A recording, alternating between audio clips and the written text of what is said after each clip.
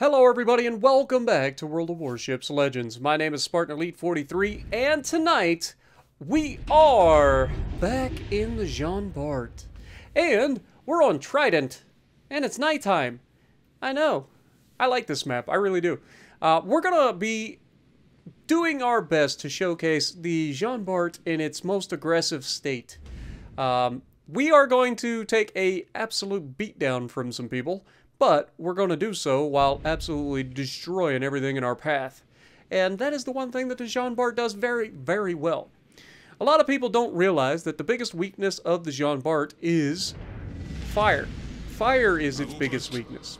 So you're going to see relatively early on that I do everything in my power to get away from HE spammers early. French battleships do not like high explosive.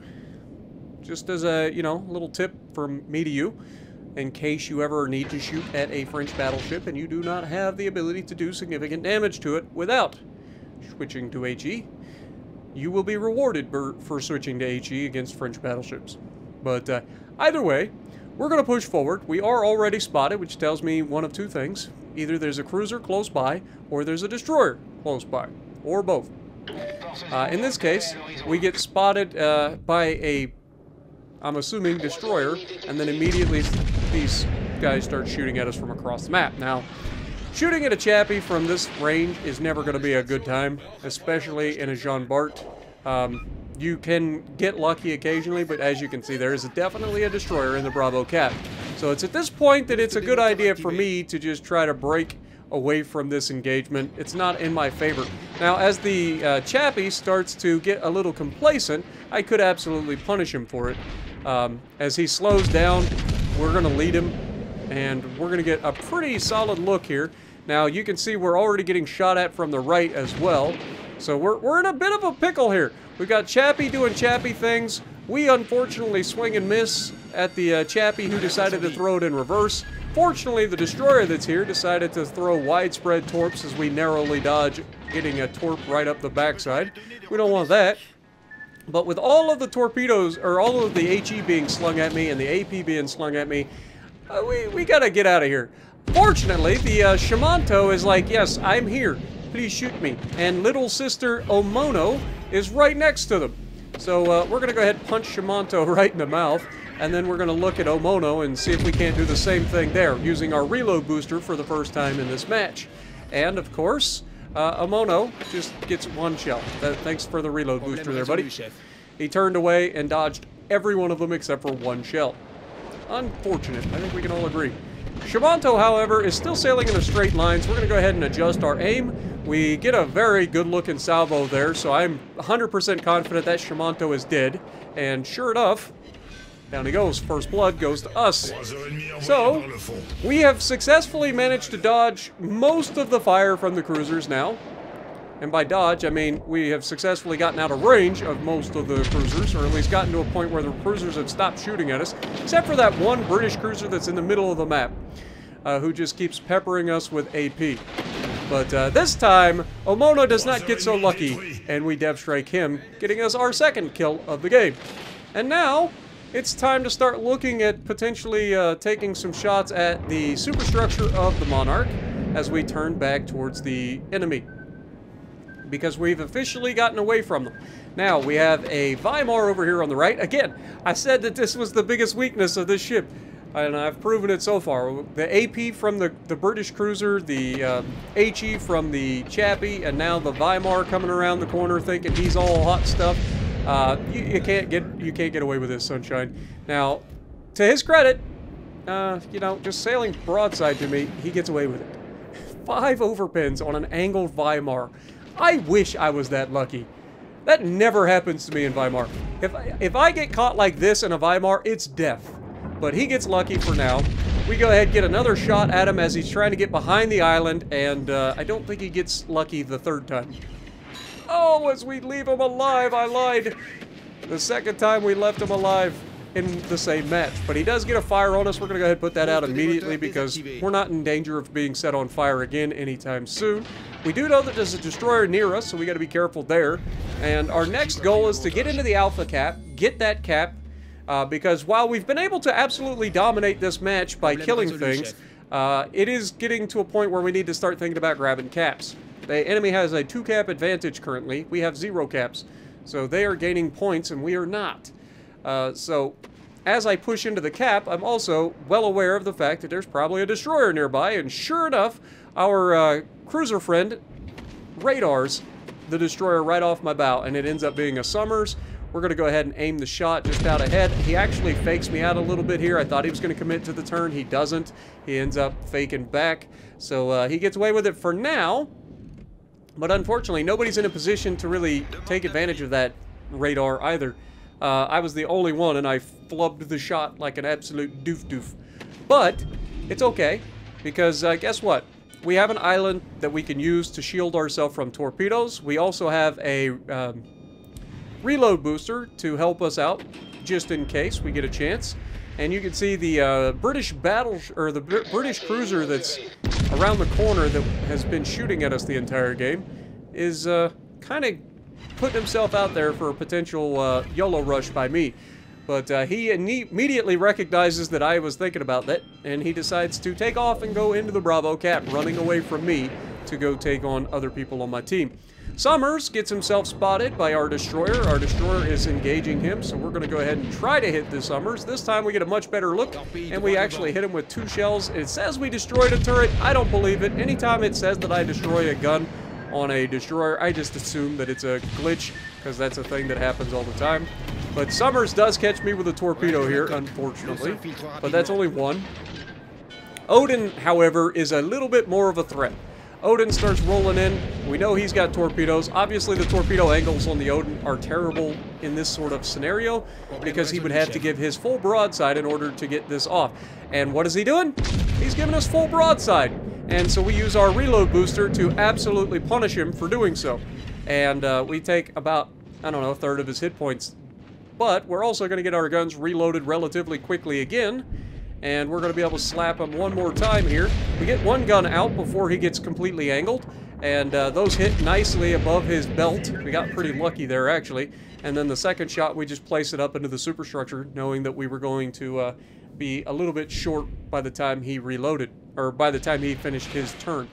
Now, he fires his gun straight into the bow of our ship. Doesn't get anything. And at this point, I'm reversing, A, because of torpedoes, and B, because of torpedoes. We know that the Summers is still out there. We know that the Odin has torpedoes. The Odin's torpedoes just came through, and there's the Summers torpedoes, right? But they're not the only ones. They actually have an Akatsuki here as well. And that is the Akatsuki driving right past us right now. So he actually has his torpedoes there. Now, I see him slowing down in the smoke, and I take this shot, and we got him. Ladies and gentlemen, we got him. Down he goes for our 3rd kill of the game. 128,000 damage. We still haven't been able to get this cap, though. So the enemy has actually started catching up to us in points. Fortunately, our team has managed to secure the C cap. So at this point, I'm trying to stay undetected and help our team finish off these guys while flipping this cap and getting the solo cap. Are we going to get it? 4, 3, 2, 1. No! We got it! Only just, but we got it. And then we took the 2 torpedoes. And now the Odin comes in. Come on, Spartan superstructure. Please don't fail me now. Aim high, like the Air Force, and no, we leave him alive. Fortunately, the Iowa finishes him off. Good Lord. But the Edinburgh is still there. Now, why would the Edinburgh still be hanging around, guys? There's a good chance that he probably dropped some torpedoes before he disappeared around the corner, right? Right.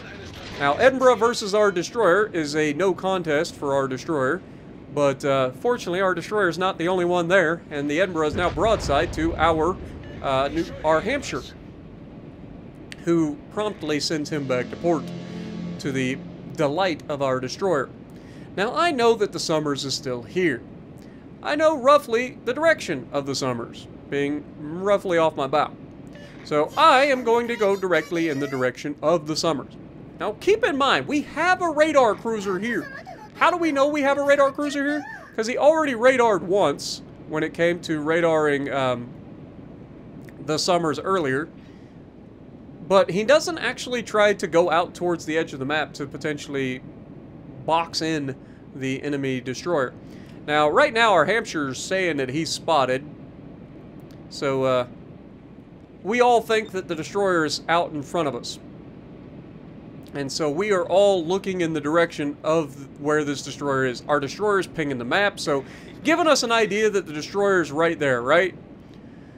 Well, that's not quite the way this thing works out. The enemy destroyer is actually going to be a little pain in my neck. He's really, really going to try to kill me. I'm low health, I get it. The game is basically over, but this is exactly why you need to pay attention to what's going on around you and not always listen to what your teammates are telling you. Those torpedoes are coming in at an angle that are coming off of my bow over here, basically at my 1 o'clock. So we are going to head in those directions. You see where those are coming from? Now, I'm not the only one here, but I am spotting these torpedoes for my teammates, and I am speed boosting in the direction of this destroyer. And now that we know roughly where the destroyer is, we can put ourselves in a position, A, to stay skinny to the torpedoes, and B, also, like, be ready in case he does decide to shoot at us. Now, we don't have the fastest rotating turrets in the world, so this guy can absolutely get away with shooting us once or twice and then dropping smoke and disappearing. However, Summers manages to flood and kill the Iowa behind me. Remember, I spotted those torpedoes how long ago? Like, legitimately. Like, come on, man. Pay attention to what's going on around you. Those torps were meant for me. I dodged them, and the guys behind me end up taking them. Now, we have 2 separate radar cruisers behind me, neither of which are in a position to counter the destroyer because both of them went for the Bravo cap. Now, the one, obviously, they're coming from the Charlie cap. They went into the Bravo cap. That's whatever. The other one should have went out here with me. Like, pay attention to what's going on. Get out here, radar this little turd so we can get rid of him. But unfortunately, that's not what happens. The Summers does fire his guns, and this guy's actually, I'm going to give him credit. He's going to showcase exactly what I mean by just being an absolute pain in the neck to try to kill destroyers when they're trying to legitimately dodge. It's not easy for a battleship to get rid of a destroyer at medium range when they're dodging, because we have bad accuracy enough as it is, and then on top of that, you've got a very small target moving all over the place, screwing with your aim. And when he also keeps changing what he's doing, he's not being predictable. Sometimes he dodges, sometimes he speeds up and slows down. It makes it very difficult to hit him. Here, he uses his smoke to disappear. He's got me still spotted because I fired my guns at him, so for at least a little bit, he's going to have me a chance to shoot at me. And we know the Summers has very good guns. It has a lot of them. So he's actually doing a decent job of trying to take me down here. Again, remember, when we went into this, he's taken about half of the health that I had remaining very quickly. Again, 2 radar cruisers behind me, right? 2 of them. One of which has the, I'm assuming, the Russian radar, because it was very short-lived. The other one, obviously, is British.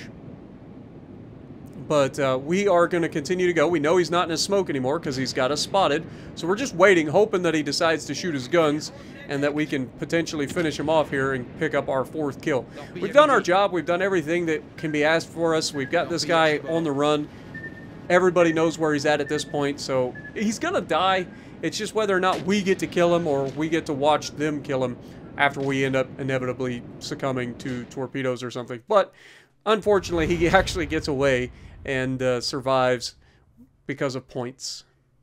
But we did our part. We showcased that even if you get under duress early in a match, you can bring it back and actually make something of the match. 3,200 base XP, 133,000 damage. Not too shabby. Let me know down in the comments below what you guys think, and if you like what I'm doing, punch the like button, leave a comment below, subscribe to the channel if you haven't already, and as always, I will see you in the next video.